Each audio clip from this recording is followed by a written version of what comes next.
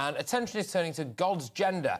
Priests are considering stopping using gendered language such as he and him, and a new project looking into the use of more inclusive language will begin in the spring, with any changes marking a departure from the traditional Jewish and Christian teachings dating back millennia. We tried to talk about this again yesterday, but we're back for more because, yes, we were pushed a little bit by Zelensky and Kurt, weren't we? Joining me now to discuss whether God should be gender neutral is the head of Public Policy at Christian Concern, Tim Dieppe, and Martine Oborne, who's a vicar at St Michael's Chiswick. This very much is third time lucky, OK? Tim, do you think God's a man or a woman?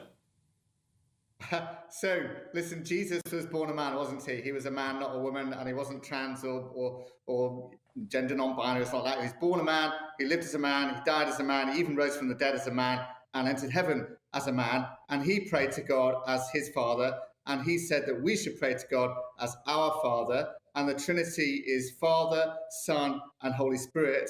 And if you start messing with that and start saying, well, actually, I think we're worship instead of Father, Son, and Holy Spirit, worship something like Mother, Sister, and Holy Spirit. That's basically a different God. You're basically saying, oh, we're making up God, who we want him to be. You've changed your religion then. I think it's a very significant change. I think it's really crazy. I think it's just a capitulation to kind of woke non-Christian ideology. Well, on that was in the Bible and it's in all the creeds. OK, that's the kind of question I was going to ask, really, Martine. I mean, is this just a capitulation to woke nonsense? It's nothing to do with wokery at all, and it's nothing to do with anything newfangled. I mean, Jesus was a man, but we're talking about God here, and there's never been any suggestion in the Bible or in Christian teaching that God is a male human being.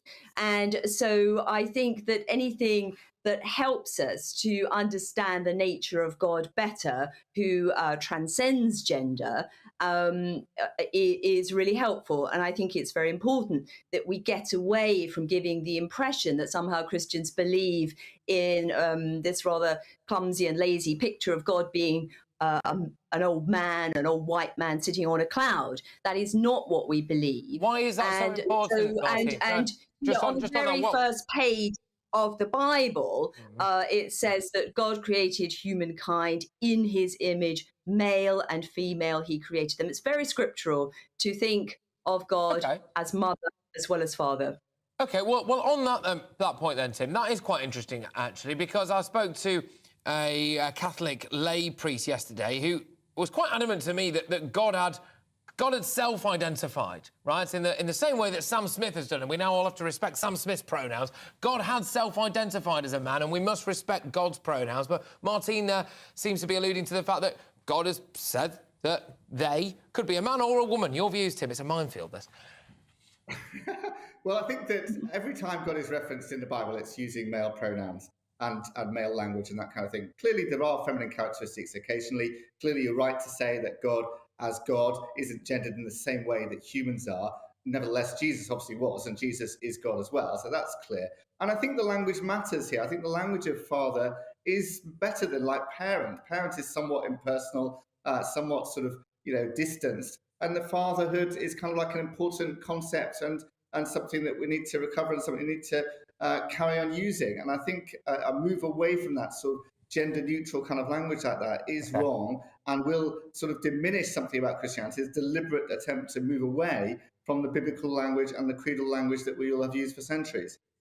Martine, is there a massive call to actually do this? I can understand when things change with the times, when you've got people burning pitchforks in the street and saying we need to do this now, and society goes, yes, all right, we must move on. But actually, no one's really calling for this, are they? I think that there's a bit of confusion here. I don't think anyone is saying that we need to ditch or should ditch father language. I mean, the father metaphor, I think, we very much want to keep. And I don't see that anyone saying we want to change the Lord's Prayer or anything like that.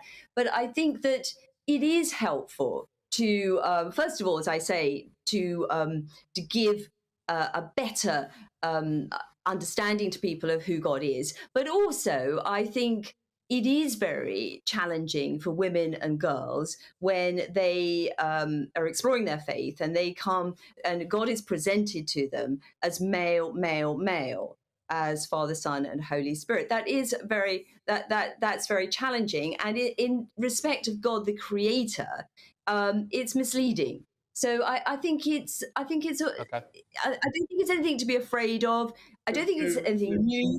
Okay. All these references come from the Bible in terms of God as All right, a mother. okay, I get that, and kind of echoing the statement that I was about to read out actually from the church anyway, which just saved me a job. So thank you very much, both of you. Look, we could talk about this for a long while longer, but I'm not allowed because we're at the end of the hour. So I'll have to have you back on both very, very shortly. Thank you very much. That is the Head of Policy, Public Policy at Christian Concern, Tim Dieppe, and Martine Oborn there, who is the Vicar at St Michael's Chiswick, and also the Chair of the National Campaign Group for Gender Equality in the Church of England, Women and the Church, which is a very long business card.